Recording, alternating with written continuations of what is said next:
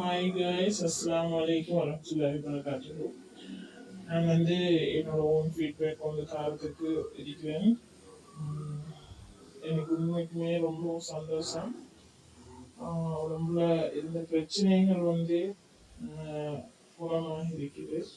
அதாவது எனக்கு கொலஸ்ட்ராலும் சுகர் கூடிய அறிகுறியும் இருந்துச்சு. அதாவது சுகர் லெவல் கொஞ்சம் கூடுதலாக இருந்துச்சு.